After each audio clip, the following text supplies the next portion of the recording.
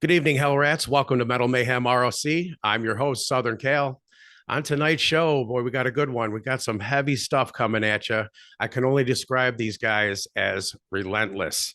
We're going to talk to, from the band Burning Legion, Mr. Erik Fernandez. Erik, welcome to the show. Thank you. I appreciate it. Where are you tonight? Are you in Connecticut? Or are you out in Cali? No, I'm in Connecticut, East Coast. Connecticut. And I'm going to ask is because we're going to tie all this in. If Matt was here tonight, is he out in California? Am I correct with Yeah. that? Okay. Yep. Well, I'm down here in Melbourne, Florida. We got you in Connecticut, and our engineer is up based out of Rochester, New York. It's amazing what we can all do, not even being in the same place. And we're going to go. Your band has been described as an online studio band. And apparently, and I just did an interview about a month ago with the band that's kind of the same thing. And our company works the same way. And here we are recording stuff where you guys haven't even been in the same room. Is that correct? Uh, for the most part, up until a couple of weeks ago, that was true. You guys are working on a new album, is right? Yeah, the I had flown out to Cali for NAMM and stayed with Matt, so we did some stuff recording wise while I was out there. How was the NAMM festival this year?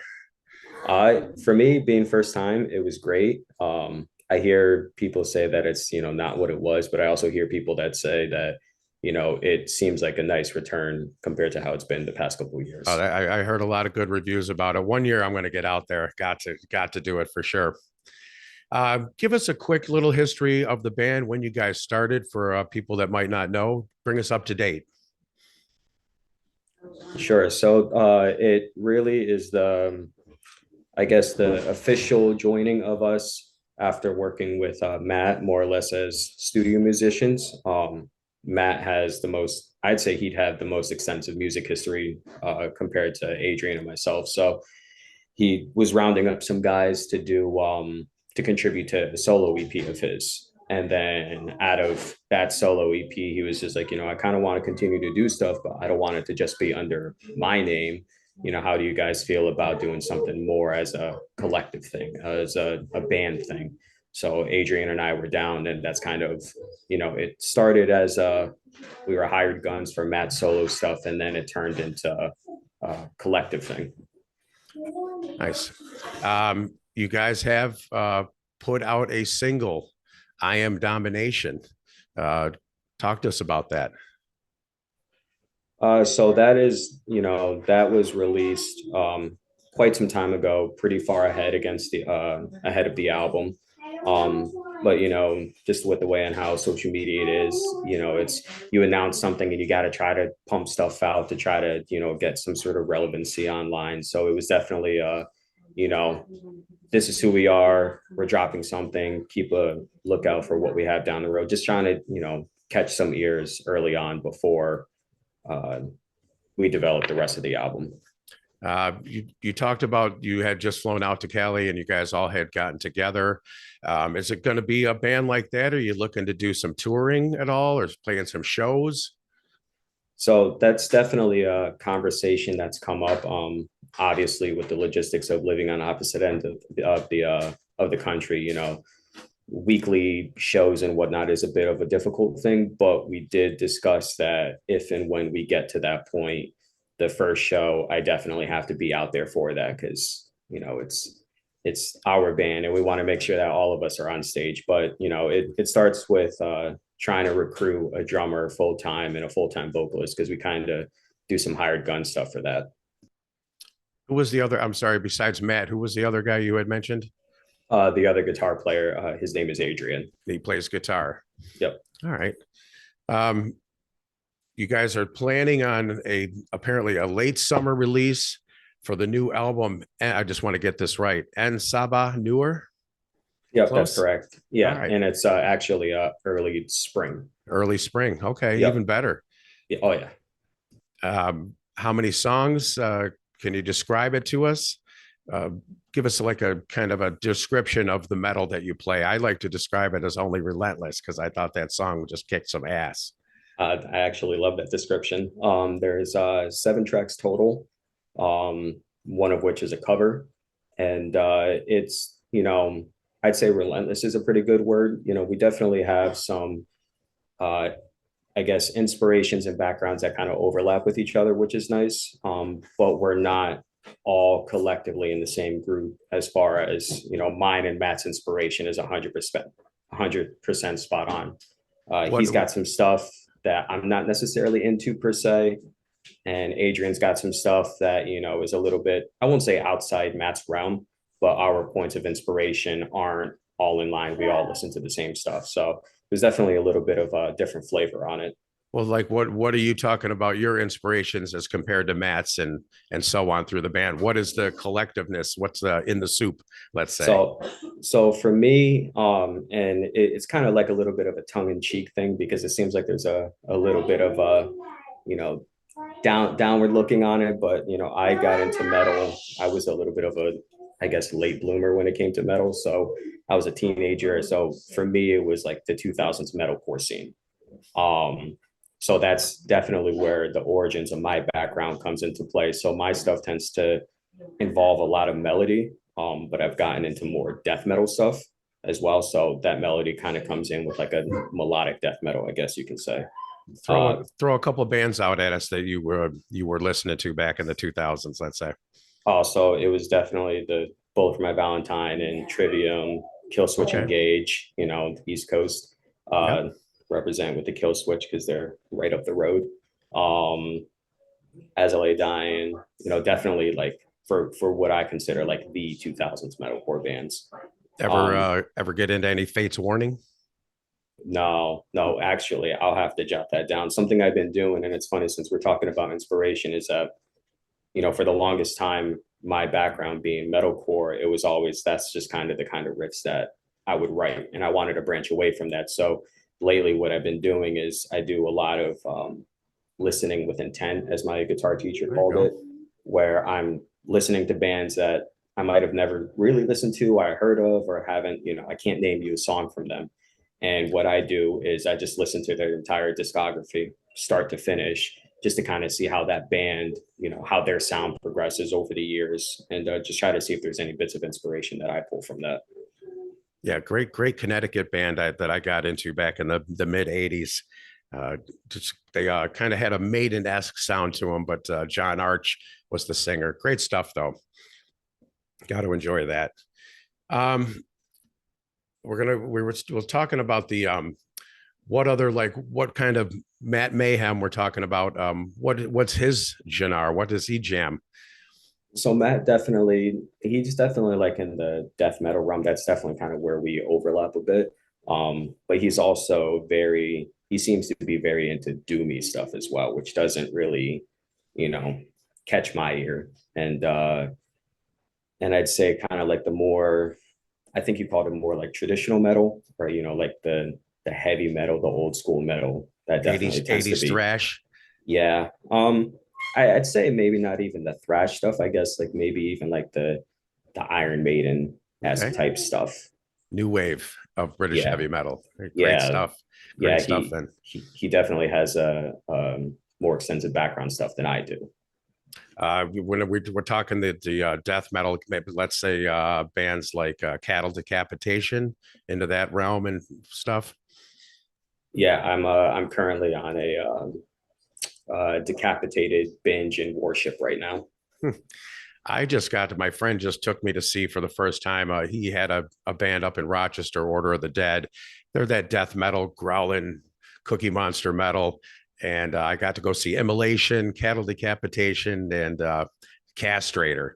I was just blown away by every band. It was something so fresh and new that I've started digging up little things that he's sending me now to listen to. Check this band out.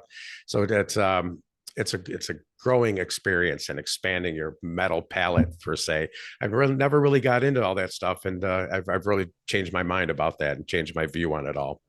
So Yeah, that's definitely where the listening with intent is coming to play. Checking out these bands that I've heard some stuff and I haven't necessarily been a fan of, but just for the sake of giving it a shot, and even if I don't like it afterwards, or I'm not necessarily per se a fan, but if I can pull one little bit of inspiration from it, or more than anything, um, I guess, is appreciation for how their sound develops over the years. Right. Uh, you compare to someone like Michael Schenker, who says that he never listens to any other music so that he's not influenced by anybody else but himself. I always thought that was kind of odd, but I like your approach on it. Much, much better listening to things and pulling out, like you say, a little influence here, a little this, making that heavy metal stew. And usually you come out with a great end product on that.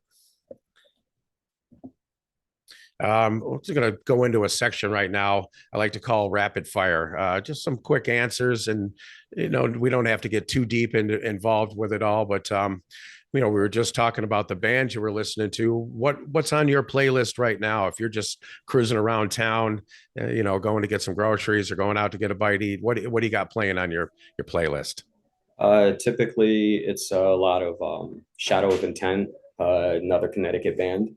Um, Shadow of Intent. Sometimes there'll be some Bullet in there. Decapitated again. The Black Dahlia Murder. Trivium. Yeah, those are some guys that have that they tend to make rotation pretty frequently. Great. Where in Connecticut are you exactly? I am up in Enfield, so it's right on the state line between Connecticut and Massachusetts. All right. I've been to Hartford for some shows a couple of times, and I had a friend that was in the Navy in Groton for a little while. So we used to go down there and kick it out Oh a yeah, few times. So, yeah. Hartford is one of the frequent spots for me for shows. yeah, great shows there I've seen over the years. You were talking about your influences and this and that. Who would you say was your biggest influence on you musically? That would definitely be Bullet for My Valentine. That's kind of where it all started, I guess. My first exposure to any form of, you know, we'll just say rock was Linkin Park. Okay. Going way back, but it was just the first album, and then I got into other music, and then at the very beginning of high school, Guitar Hero was a big factor. Playing Guitar Hero with a lot of friends, and then that involved checking out songs, and then my cousin who was already into metal saw that I was listening to some metal, and he was just like, oh, let me show you some newer bands. And Bullet for My Valentine kind of stuck out to me at the time, so that's kind of what started me down this road. Awesome. What's the furthest back in your furthest memory of music can you remember? Probably the Lincoln Park. um Oh, let's go even back further, like when you were just a little kid or something and listening to something on the radio, or what's the oldest memory you can remember, like some Sesame Street stuff or shit like that?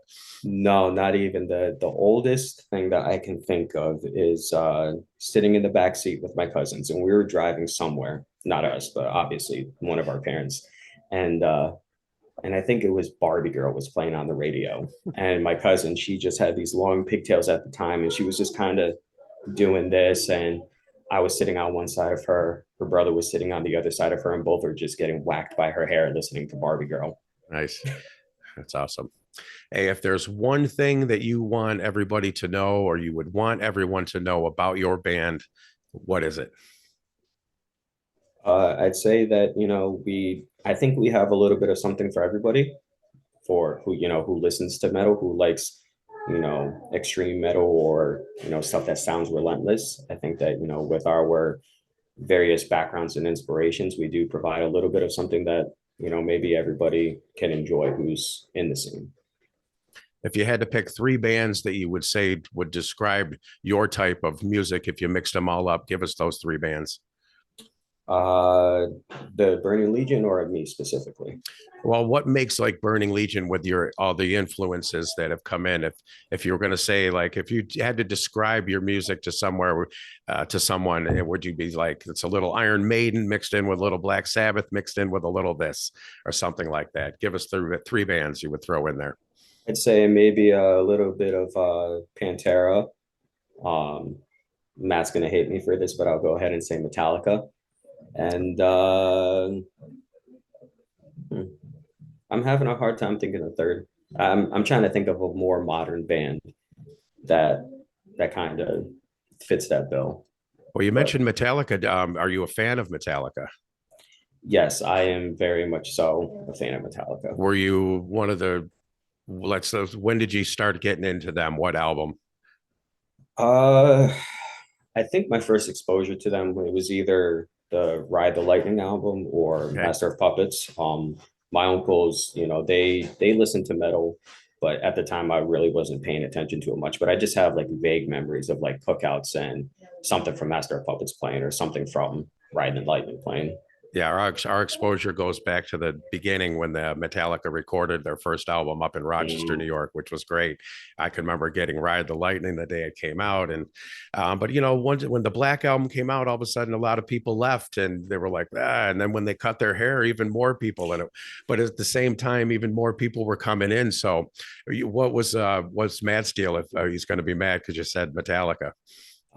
he likes Metallica, but he just also enjoys pissing off Metallica fanboys because there's like the Metallica Megadeth thing is very much like the way I see it as like a New York Yankees and Boston Red Sox things. Like it's like just a lot of conflict when you bring up the other one. And Matt, he listens to both.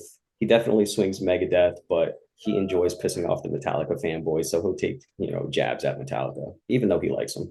The first time I saw them on the Killing Is My Business tour, some guy kept on yelling out, play mechanics. And he just was like, oh, he goes, fuck the mechanics. And you didn't hear nothing from that guy the rest of the show, which was great. So, Yep. but Yep. you can definitely, you just can't, we all get along. This is so water under the bridge. Yep. And here we are, these guys are in their 60s. Let's just get along and Mhm. enjoy the music, because I enjoy both bands. Yep. Even no more so the new Metallica that's been coming out. The last couple albums have been great. So Mhm. let's just mention your album one more time here before we go. And Sabah Nur, it's going to be out for early spring. Any specific date or month you're looking at that for that release? April 3rd. April 3rd. Awesome. We'll have to look, keep an eye out for that. Tell us any social medias that you might, if somebody wants to get a hold of you guys or check out the band and whatever, give us your social outlets. The biggest one is definitely Instagram. It's burning.legion.metal. And then we all have our own respective Instagrams that are linked through that. We have a TikTok page because that's big nowadays. That's just Burning Legion.metal. I don't remember. It's linked in the Instagram. Instagram's the main one, and then you Okay. can find everything through there. And do you know, no Facebook or anything, anything else? No, Just a website? no Facebook.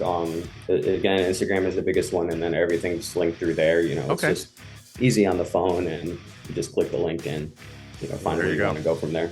Awesome. Well, Erik, thank you for joining us tonight. I want to wish you the best of luck. We'll be looking forward to that new album when it comes out. And Sabah Nur should be a good one. We appreciate it. Thank you. I appreciate it. Have a good one. For Metal Mayhem ROC, I'm Southern Cal.